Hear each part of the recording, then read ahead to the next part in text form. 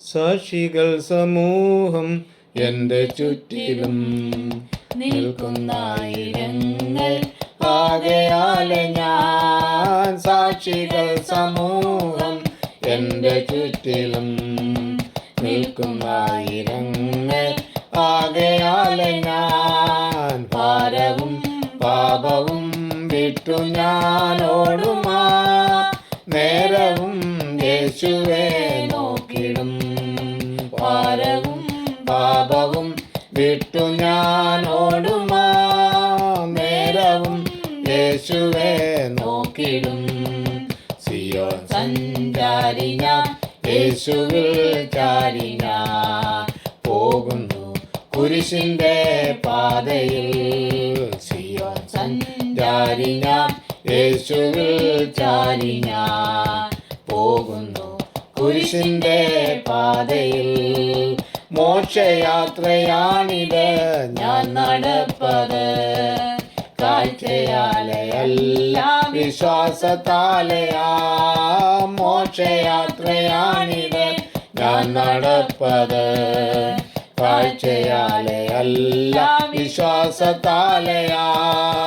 വീഴ്ചകൾ താഴ്ചകൾ വന്നിടും വേളയിൽ രക്ഷകൻ കൈകളിൽ താങ്ങിടും. വീഴ്ചകൾ താഴ്ചകൾ വന്നിടും വേളയിൽ രക്ഷകൻ കൈകളിൽ താങ്ങിടും. സിയോൻ സഞ്ചാരി ഞാൻ, യേശുവിൽ ചാരി ഞാൻ പോകുന്നു കുരിശിന്റെ പാതയിൽ. സിയോൻ സഞ്ചാരി ഞാൻ, യേശുവിൽ ചാരി ഞാൻ പോകുന്നു കുരിശിന്റെ പാതയിൽ. കർത്താവായ യേശു ക്രിസ്തുവിൻ്റെ നിസ്തുല്യ നാമത്തിൽ എല്ലാ പ്രിയ ശ്രോതാക്കൾക്കും ക്രിസ്തീയ വന്ദനം അറിയിക്കുന്നു. ഇന്നത്തെ നമ്മുടെ ചിന്തയ്ക്കായിട്ട് ദൈവിക ഇടപെടലുകളെക്കുറിച്ചുള്ള ചിലവരുടെ സാക്ഷ്യങ്ങൾ ആണ് ഓർപ്പിക്കാൻ ആഗ്രഹിക്കുന്നത്. മനുഷ്യ സൃഷ്ടിക്ക് ശേഷം ദൈവം മനുഷ്യരോട് വിവിധ സന്ദർഭങ്ങളിൽ വിവിധ രീതിയിൽ ഇടപെട്ടതായി തിരുവെഴുത്തിലൂടെ അറിയുവാൻ സാധിക്കും. ദൈവം തിരഞ്ഞെടുത്തവരും ദൈവത്തിൻ്റെ വാക്കുകൾ അനുസരിച്ചവരുമായ അനേകം ഭക്തന്മാരെക്കുറിച്ച് ദൈവദിനം നമ്മെ പരിചയപ്പെടുത്തുന്നുണ്ട്. അങ്ങനെയുള്ള ചിലരുടെ സാക്ഷ്യങ്ങൾ മാത്രം ചിന്തിപ്പാനാണ് ആഗ്രഹിക്കുന്നത്. ഒന്നാമതായി നോഹ. ആദാമിൻ്റെ സന്തതികൾ പെരുങ്ങി തുടങ്ങി. അവർക്ക് പുത്രിമാർ ജനിച്ചപ്പോൾ ദൈവത്തിൻ്റെ പുത്രന്മാർ മനുഷ്യരുടെ പുത്രിമാർ സൗന്ദര്യമുള്ളവരെന്ന് കണ്ട് തങ്ങൾക്ക് ബോധിച്ചവരെ ഭാര്യമാരായി എടുത്തു. അങ്ങനെ മനുഷ്യൻ്റെ ദുഷ്ടത വലിയതെന്നും അവരുടെ നിരൂപണങ്ങളൊക്കെയും ദോഷമുള്ളതെന്നും യഹോവ കണ്ടിട്ട് ഭൂമിയിൽ മനുഷ്യനെ സൃഷ്ടിച്ചത് മൂലം അനുതപിച്ചു. യഹോവയോടൊപ്പം സഹവാസത്തിനായി സൃഷ്ടിച്ച ആദ്യ മനുഷ്യനായ ആദാം പാപം ചെയ്ത് ദൈവത്തിൽ നിന്ന് അകന്നുപോയി. ഇത് യഹോവയ്ക്ക് ദുഃഖത്തിന് കാരണമായി. അവരെ പർദീസിൽ നിന്ന് പുറത്താക്കി. അനന്തരം അവരുടെ തലമുറകൾ പെരുകിയ ശേഷം ദോഷം ചെയ്തപ്പോൾ ദൈവം അനുതപിച്ചു. ഈ കാലഘട്ടത്തിലാണ് നോഹ ജനിക്കുന്നതും ദൈവത്തിൻ്റെ കൃപ നോഹയ്ക്ക് ലഭിക്കുന്നതും. കൃപ ലഭിച്ച നോഹയുടെ സാക്ഷ്യമാണ് ഒറ്റ വാക്കിൽ പറഞ്ഞ് അവസാനിപ്പിക്കുന്നത്. ഭൂതലത്തിലുള്ള സകലത്തിനെയും ദൈവം നശിപ്പിക്കാൻ തീരുമാനമെടുത്തപ്പോൾ ദൈവകൃപ ലഭിച്ച എന്നെയും എൻ്റെ കുടുംബത്തെയും പെട്ടകത്തിലൂടെ രക്ഷിച്ച് ദൈവം അരുളിച്ചതുപോലെ ഞാൻ കേട്ടനുസരിച്ച് പ്രവർത്തിച്ചതിനാൽ വെള്ളപ്പൊക്കത്തിൽ നശിക്കാതെയും മനുഷ്യവർഗം ഭൂമിയിൽ നിലനിൽക്കാനും എന്നെയും എൻ്റെ കുടുംബത്തെയും രക്ഷിച്ചു. അടുത്തതായിട്ട് അബ്രഹാമാണ്.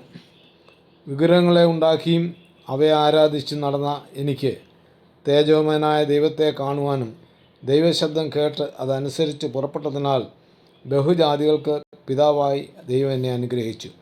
ദൈവത്തെ ആഴമായി വിശ്വസിക്കുകയും കാണാത്ത കാര്യങ്ങൾക്കായി ഇറങ്ങിത്തിരിച്ചതിനാൽ 100-ാമത്തെ വയസ്സിലും വാഗ്ദത്തം തെറ്റാതെ തലമുറയെ തന്ന് അനുഗ്രഹിച്ചു. ദൈവത്തിൽ വിശ്വസിച്ചതിനാൽ അത് എനിക്ക് നീതിയായി ദൈവം കണക്കിട്ടു. അടുത്തത് യാക്കോബാണ്.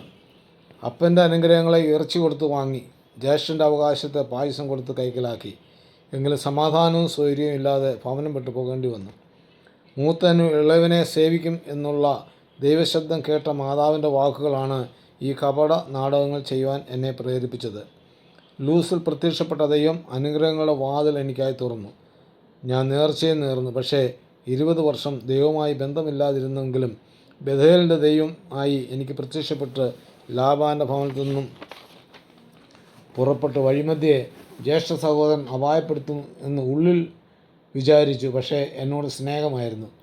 എല്ലാം പറഞ്ഞയച്ച ശേഷം യാബോക്ക് നദി തീരത്ത് വെച്ച് ദൈവദൂതനുമായി മല്ലടിക്കേണ്ടി വന്നു. അനുഗ്രഹിച്ചല്ലാതെ ഞാൻ നിന്നെ വിടില്ല എന്ന് പറഞ്ഞപ്പോൾ എൻ്റെ പേര് ചോദിച്ചു. അപ്പൻ്റെ മുമ്പിൽ ഡ്രാമ കളിച്ചതുപോലെ ദൈവമുൻപാകെ പറ്റില്ല എന്ന് കണ്ട് ഞാൻ എൻ്റെ യഥാർത്ഥ പേര് പറഞ്ഞു. ഉടനെ ആ പേര് മാറ്റിയിട്ട് ഇസ്രയേൽ എന്ന് പുതിയ പേര് നൽകി. അങ്ങനെ ദൈവം എന്നെ അനുഗ്രഹിച്ചു. ഒരു കാര്യം മനസ്സിലായി, ദൈവിക അനുഗ്രഹങ്ങൾ പ്രാപിക്കണമെങ്കിൽ ദൈവസന്നിധിയിൽ സത്യം പറഞ്ഞേ സാധിക്കും. അടുത്തതായിട്ട് യോസഫ്. ദൈവിക ദർശനത്തിന് അനുസരണക്കേട് കാണിക്കാതെയും ദൈവിക വാഗ്ദത്തങ്ങളെ വിശ്വസിച്ചത് മൂലം കുണ്ട്രയിൽ നിന്നും ദൈവം എന്നെ വിടുവിച്ച് ഇസ്രായേലിലെ രണ്ടാമനാക്കി തീർത്തു. ദൈവപ്രവൃത്തി എത്ര വലുത്! സഹോദരന്മാർ എൻ്റെ അങ്കി ഊരി എടുത്ത് ഇശ്മായേലർക്ക് എന്നെ വിറ്റു. അവർക്ക് എന്നെ അടിമവസ്ത്രം ധരിപ്പിച്ചു. പൊത്തിപ്പേറിൻ്റെ ഭവനത്തിൽ പ്രത്യേക സ്ഥാനം ലഭിച്ചു. പൊത്തിപ്പർ എനിക്ക് അടിമവസ്ത്രം മാറ്റി പ്രവൃത്തി ചെയ്യുവാൻ ഔദ്യോഗിക വസ്ത്രം തന്നു. പക്ഷേ അത് പൊത്തിപ്പേറിൻ്റെ ഭാര്യ ഉരിഞ്ഞു കളഞ്ഞു. അതിനുശേഷം എനിക്ക് കാരാഗൃഹ വസ്ത്രം ലഭിച്ചു. എങ്കിൽ വിശ്വസ്തനായ ദൈവം എന്നെ കാരാഗൃഹത്തിൽ വെച്ചും കടാക്ഷിച്ചു. ഫറവോന് സ്വപ്നങ്ങളെ നൽകി. തൽഫലമായി വ്യാഖ്യാനിയായി എന്നെ നിയോഗിച്ചു. കാരാഗൃഹത്തിൽ ഇപ്രകാരം സംഭവിച്ചു. പാനപാത്രവാഹൻ മറന്നുപോയാൽ ദൈവം ഫറവോനിൽ കൂടി പ്രവർത്തിച്ചു.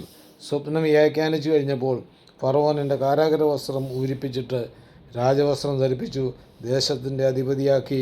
ഇതാണ് എനിക്ക് പറയുവാനുള്ള സാക്ഷ്യം. അടുത്തതാണ് ദാവീദ്. എൻ്റെ അപ്പനും അമ്മയും എന്നെ തള്ളിക്കളഞ്ഞു. സഹോദരന്മാർ ശത്രുക്കളായി മാറിക്കാണും. എങ്കിലും യഹോവയുടെ തിരഞ്ഞെടുപ്പ് എന്നിലായിരുന്നു. രാജാക്കന്മാർക്ക് കിട്ടേണ്ട അഭിഷേക തൈലം ശമൂവേൽ പ്രവാചകൻ എൻ്റെ തലയിൽ അഭിഷേകം ചെയ്തു. ശത്രുക്കൾ മുൻപാകെ എനിക്ക് വിരുന്നൊരുക്കി. എൻ്റെ പാനപാത്രം നിറഞ്ഞു കവിയുമാറാക്കി. തിരുനാമനിമിത്തം നീതിവാദികൾ കൂടി എന്നെ വഴി നടത്തുന്നു. കാട്ടിലാടിനെ മേയിച്ച് നടന്ന് എന്നെ ഇസ്രായേലിൻ്റെ രാജസ്ഥാനത്ത് എത്തിച്ചത് എൻ്റെ അനുസരണവും താഴ്മയും വിനയവുമായിരുന്നു. ഞാൻ ദൈവത്തിൻ്റെ ബലമുള്ള കരങ്ങളിൽ താണിരുന്നത് മൂലം ആണ്. ശൗലിൻ്റെ പടച്ചട്ടയുടെ സുരക്ഷിതത്വമല്ല ഞാൻ ആഗ്രഹിച്ചത്. ദൈവം എൻ്റെ സങ്കേതവും ബലമാകുന്നുവെന്നും കഷ്ടങ്ങളിൽ ഏറ്റുവടുത്ത തുണ തന്നെയെന്ന് ഞാൻ ഉറച്ചതിനാലാണ്. എൻ്റെ കല്ലിൻ്റെ ശക്തിയല്ല ഗോലിയാത്ത് നിലംപരിചയാകാൻ കാരണമായത്. യഹോവയാണ് എനിക്ക് വേണ്ടി പ്രവർത്തിച്ചത്. ആയതിനാലാണ് ദൈവത്തിൽ നിന്ന് എനിക്ക് സാക്ഷ്യം ലഭിച്ചത്. എൻ്റെ ഹൃദയപ്രകാരമുള്ള ദാവീദെന്ന്. പ്രിയ ശ്രോതാക്കളെ, നമ്മുടെ സാക്ഷ്യം എന്താണ്? ദൈവം ചെയ്ത നന്മകളെയും ഉപകാരങ്ങളെയും മറക്കാതെ മറ്റുള്ളവരുടെ മുൻപാകെ ലജ്ജിക്കാത്ത സാക്ഷികളായി തീരുവാൻ സർവശക്തൻ ഏവർക്കും സഹായിക്കട്ടെ. ദൈവമായ കർത്താവ് ഏവരെയും ഈ ചിന്തയാൽ അനുഗ്രഹിക്കുമാറാകട്ടെ. തിരുദിന ഭാഗങ്ങൾ തുടർന്നും ലഭിക്കുവാൻ ഈ വീഡിയോ ലൈക്ക് ചെയ്യുക, ഷെയർ ചെയ്യുക, സബ്സ്ക്രൈബ് ചെയ്ത് സപ്പോർട്ട് ചെയ്യുക. തുടർന്നുള്ള തിരുദിനങ്ങളുമായി നമുക്ക് വീണ്ടും കാണാം.